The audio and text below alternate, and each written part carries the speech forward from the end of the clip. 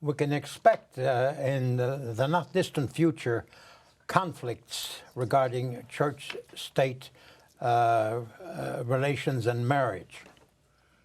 Many of these conflicts between church and state on marriage are not necessary. The American Religious Town Hall meeting is now in session.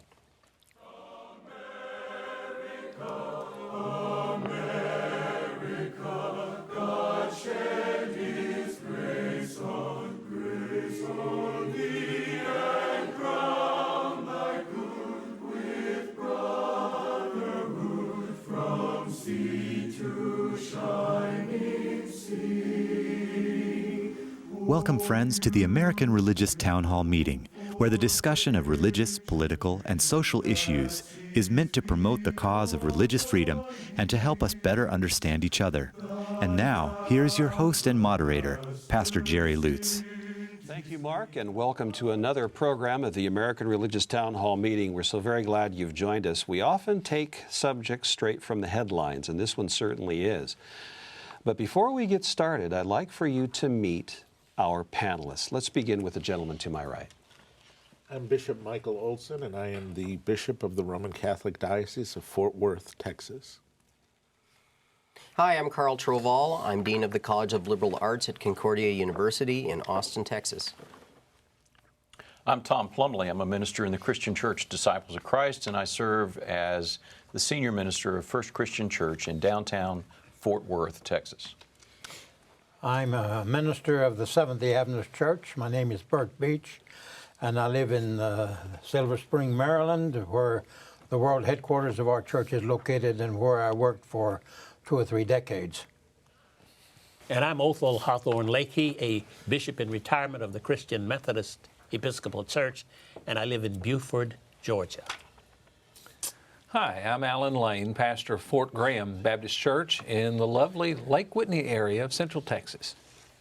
All right, thank you very much. Other parts of Texas are lovely as well, aren't they? Oh, yes, indeed. Yes, well, very good. Thank Hill you. Country's beautiful. It's good to welcome you all here today. We're looking forward to this particular discussion. And with that, let's go to our topic. With the changing morals in American society and legislation, the same-sex marriage issue is often in the news. The age-old position of most religions, not least Christianity, has been that marriage is between one man and one woman. Today, constitutional interpretation by courts in the United States is that legal marriage can be between people of the same sex. So far, 17 states have accepted this view, and more are no doubt going to do so. It seems obvious that conflicting positions regarding morality, discrimination, and freedom of conscience are going to arise. A recent case is the photography company who refused, for religious reasons, to photograph the wedding commitment ceremony of a New Mexico lesbian couple. The U.S. Supreme Court has refused to review the decision by the New Mexico Supreme Court that the denial of service was discriminatory and therefore illegal. Today, I would like for our panelists to discuss these 3 questions at least. First, since both the state and church have a role in marriage, is it likely that we can expect in the days ahead tension and even conflict between religious bodies and their members? And what can be called government coercion?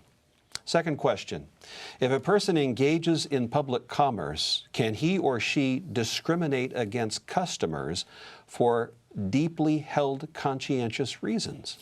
Then finally, can the state allow religious bodies enough leeway in marriage to accommodate beliefs regarding the nature of humankind, or should churches opt out of performing legal marriages, as is the case in a number of countries?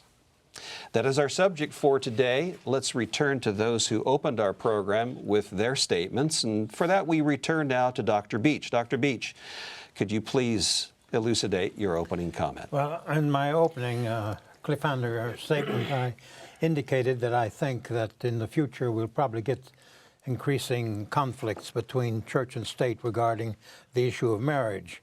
And the reason, I suppose, is that the state has a position and the right responsibility in marriage, legal marriage.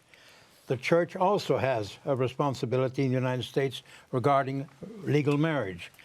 And if the two are not in agreement, there's bound to be some difficulty.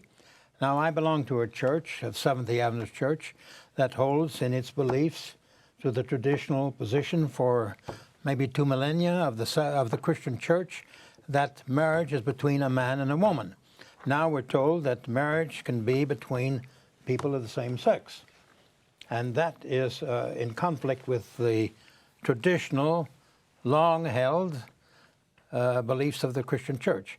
So there is a problem there that may arise. And we have the example in the moderator's statement of a photographer who, for religious reasons, a company, I think it was a lady, if I remember correctly, in New Mexico, if I remember, who was asked to do the wedding itself, commitment service, and she said, well, if it was the reception or something like that, I could do that, but I can't do the commitment service because it goes against my religion. Well, the courts decided that she was illegal in doing that because she's in public commerce and so forth. So I think problems like that will arise more and more now. It may be that churches will move in the direction of the state and agree with the state. Some churches apparently have already done that. Others, I doubt, will move on that issue. They'll probably stay to the same position. Now, what do you do then when you have the church and the state both involved in legal marriage, and the state says you have to do it this way, and the church says, no, we can't do it that way? What do you do? Why, I offer a solution that has been the case in other European countries especially. I know from experience, because I got married over there, that the church does not do legal weddings. It's the state only that does legal weddings. So therefore the state can control what it says is a legal wedding. And the church, though, to clarify, will have religious ceremonies. Well, they have a religious service, yes. but it's a blessing, they would call I see. it in French. All right. A blessing on the service. It's not a legal marriage. All right, thank you very much. Let's come across to Bishop Blakey, and you also made an opening statement, a little yes. different than what we heard about. I realize, of course, we do have these conflicts between church and state on things like marriage and all, but I think much of it is unnecessary for this, a couple of reasons. Number one, when it comes to marriage, as preachers, pastors, you cannot perform a marriage without a legal license for it. That is, the state provides the license. And on the other hand, also, if persons go down to the courthouse and the judge marries them, then that marriage is recognized by the church. We're not talking about a gay marriage at this point. I'm simply saying that marriage performed by the state is recognized by churches. On the other hand, the church, most of our religious bodies have their own religious rite, R-I-T-E. And we perform that and gives it a blessing. In our church, for example, we say marriage is instituted of God and signifies the mystical union between Christ and His church. And all that sounds good, and we do all that good stuff. That's a little different from what they say over at the courthouse. And yet what they say at the courthouse, what we say at the church, we all bring it together and folk come. But now that's one issue. This issue of that photographer, I think, is a different issue. It's not a position of a church per se, but here's a public service, a licensed person. I take pictures for the public. Now then, if this is my service to the public, I'm licensed, blah, blah, blah, then I don't have a right to say, oh, I'm not going to do that one because of my religious conviction. I'm not going to do that. Then you give up your license. You can't offer a service. Let's use another example. Suppose I have a limousine service, and I carry folk, and this couple hires me, my company, to have a big black long limousine with a cap on and all that, to chauffeur them around. I drive up. The couple that comes out of the church is a gay couple. Now, do I have a right then to say, no, I'm licensed, I have a contract, but because of my conscience, then I have a right to refuse that service? I say no. If I'm going to be that choosy, then I go into a business where I am not given consumers the right to engage me in my service. All right, this is opening up the subject very widely. Let's go to now Reverend Plumbley, your position.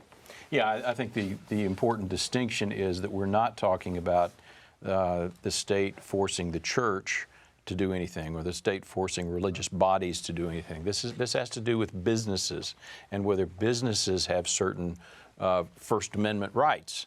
Does a business have free exercise of religion rights? No, as a matter of fact.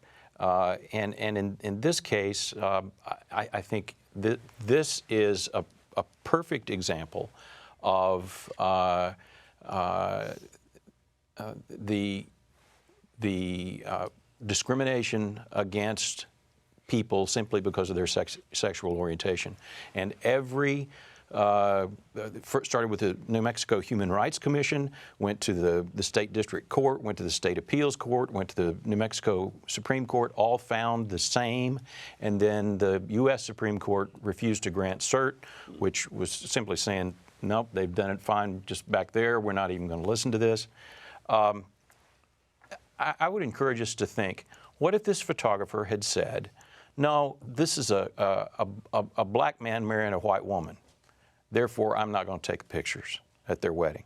What if the photographer had said, oh, this is a heterosexual marriage, and I don't think those are right, and therefore I'm not going to take those pictures?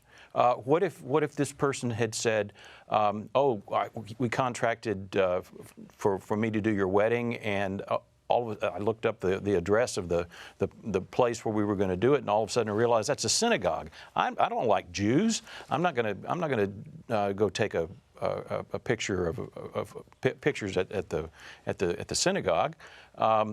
All of those are areas in which I think we could agree that the person is discriminating in a way that should not be allowed by law. This case where she refused to do it for a gay couple is the very same thing. Thank you very much. I might just say there, that person has closed down her business. She's no longer a photographer doing that. She sees the courts are against her, so she stops. Gave up. Dr. Lane, please, your take. I think it's an inappropriate intervention on the government's part, and let me tell you why. Every type of business that I employ someone to serve for me is a contract. And in this case, the contractual language was never addressed, and that's where it failed. If the contract had been explained that that particular photographer does not provide services for gay commitment services, there wouldn't be an issue. The issue would have never happened. Or your limousine service, or any other service. Because there's a contract there, it's an implied contract. In this case, the government began to set the parameters of it because it was not otherwise established before the service was engaged. And in most cases, we love to let the marketplace work it out. This couple, if they want to call themselves a couple, had other photographers to choose from. This case should have never come to a court issue. It should have never happened. Let's come up to Bishop Olson, please. Your turn.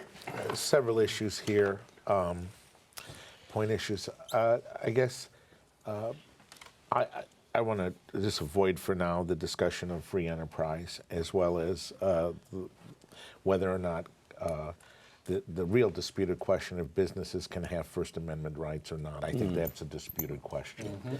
All right, and there wouldn't be court cases if it wasn't. But what I do think is favorable, at least, is that there's a discussion going on as to what is the public good of marriage. All right, now, and are there state interests involved in marriage life? Now, apparently, that seems to be reiterated once again. Now, this is nothing new under the sun. I mean, divorce and remarriage laws, frankly, the liberalization of divorce laws was a very heated issue in the 50s, all right, and because there were state interests in marriage life. And it does cause us to talk about what is the nature of marriage and what are the correlative rights. In the eyes, from the point of view of the Catholic Church, Bert, if you mentioned France, for example, there, which at one time was Catholic. The issue here is that first of all, we don't recognize people who are in second marriages, third marriages, fourth marriages as legal bodies. They're not free to marry. How about the fifth and sixth? No, they're free to marry. Now, with setting aside the issue of what a declaration of nullity is, and that's regarding the nature of marriage itself. And so we don't view people that being married because they're not free to marry. They're already married, all right? And drawing out of this, from our belief, really scriptural teaching as far as on Christ instituting marriage, all right? Now, that also has disputes within the Christian body as well. I understand that. But with how I would distinguish this particular case from, say, interracial marriage is that there were interracial marriages in the 5th century, the 4th century. Augustine was a product of one, for example. The issue of race was something that was more of a modern understanding of how we distinguish human beings based on economic basis as well as on the colonial powers at bay, like that. So, I mean, so in a sense, this comes back to there's got to be some sort of objective understanding of what nature is, human nature, and what contributes to human flourishing. Thank you. Next to you, Reverend Plumbley, your comment. The law is well established that if one engages in, puts oneself out in commerce, there are certain ways that one cannot discriminate. A photographer who was a good Catholic in many ways against remarriage could then say, I will not take photographs of a second or third or fourth or fifth marriage. Does one have a free exercise right to do that? I think the law has said, no, you don't. Any more by contract. any more than you have a right to say, I've got a lunch counter here, and I'm not going to let black people in there. And I'll write it in my my contract with the world that no black people can sit at my lunch counter. Thank you. We haven't heard yet from Carl Trovall. Dr. Trovall, your position. This has been a very good discussion because I came to this being torn because on the one side it's like our own history with civil rights and refusal of service to certain people, and we could talk about what about service of people who are handicapped or people who don't appear to us to be whatever. So to me, it's not like just because it's a part of private enterprise that private enterprise can just kind of contract to do what they want. The flip side is that I mean, people who run businesses have deeply held religious convictions about certain kinds of issues. And how do you respect those things at the same time? Or even, I mean, let's say you don't want to do business with people who are just selfish people. And so you say, I'm not dealing business with selfish people. And you just choose not to. I mean, is that okay? Well, there are signs in some windows in businesses that say no shirt, no shoes, no service. And then there are those that also say we reserve the right to refuse service to anyone. Is that the contractual situation you were talking about, Dr. That's Lane? an implied contract. You bet it is.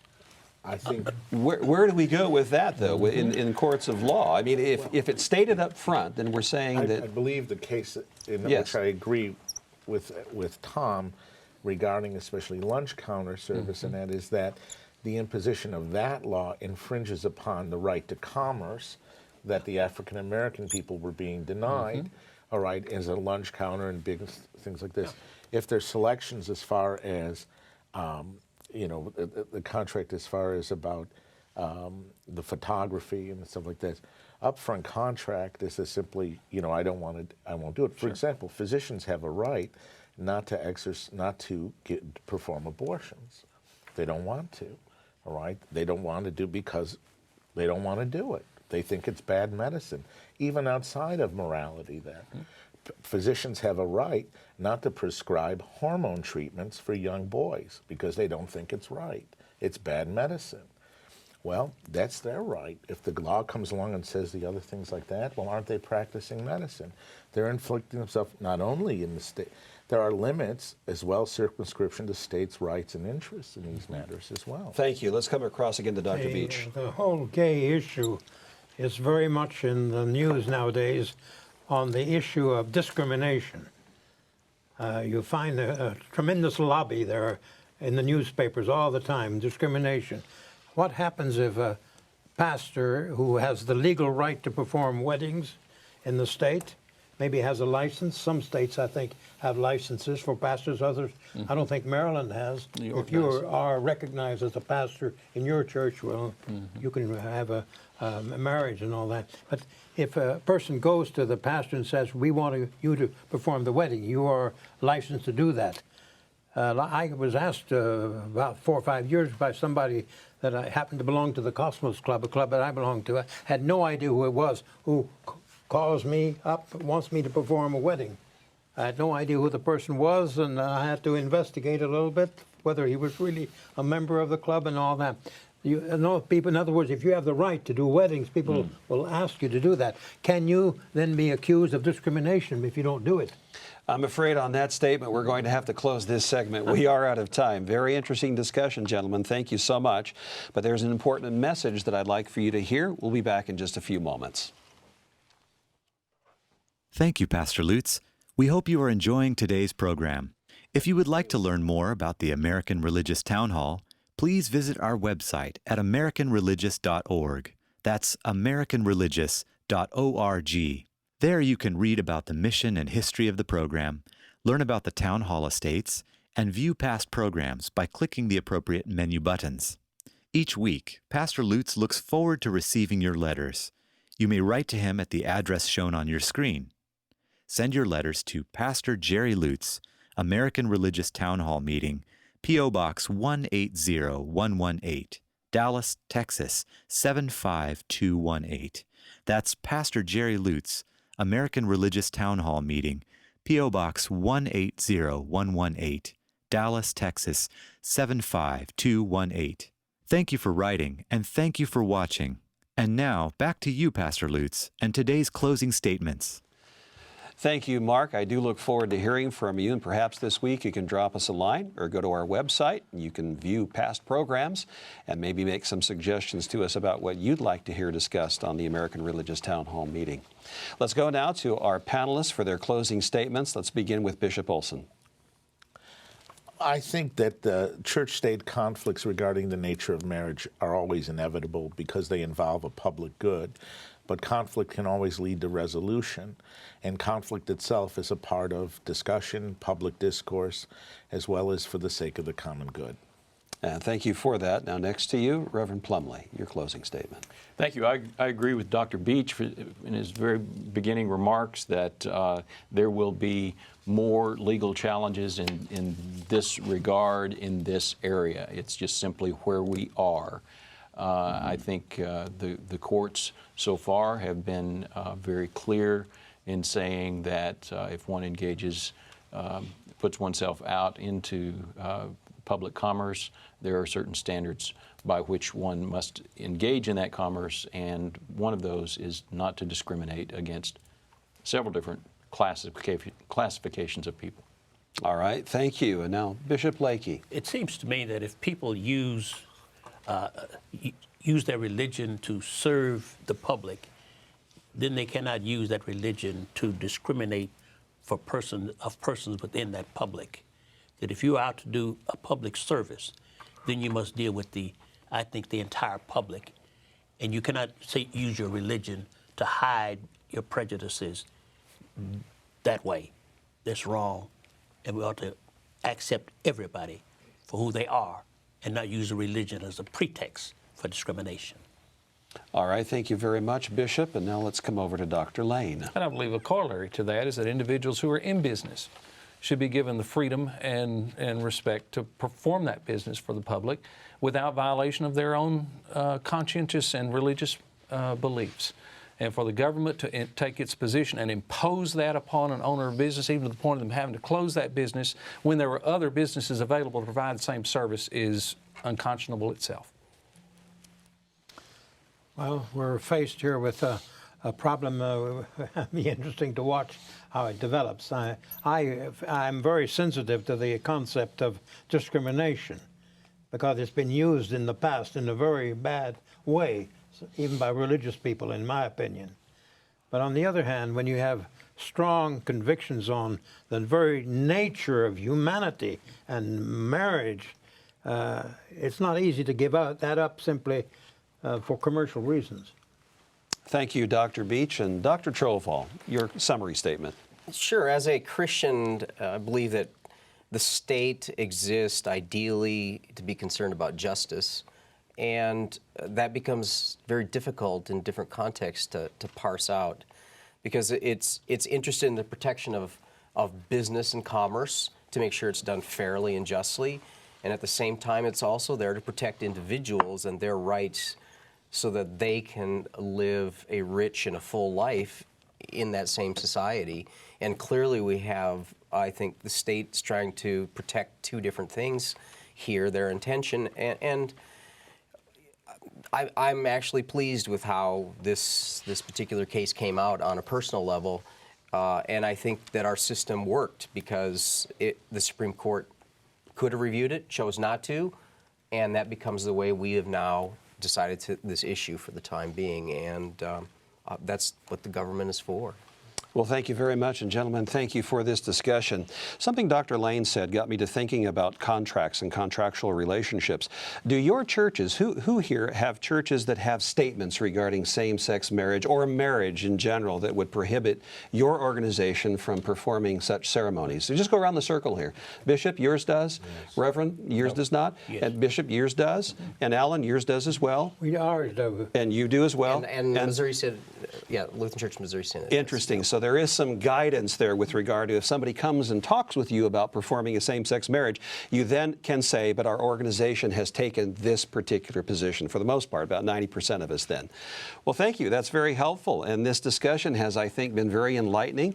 We hope that our viewers have enjoyed this. I certainly have, being with you here today, and look forward to another time we can get together and discuss equally as important and interesting subjects. But for now, the Charter of the American Religious Town Hall provides that Roman Catholics, Protestants, Jews, educators, and others may appear on this program and can declare their beliefs without hesitancy, and the rest of the members of the panel will uphold and guarantee that American right to all who will appear, irrespective of race or creed, so that the rest of the world can see that here in America we believe in civil and religious freedom, not only in theory, but in reality. And now, friends, until next week, at the same time and over the very same channel, the American Religious Town Hall meeting stands adjourned. Now may the God of all of us bless all of you. Thine alabaster sea.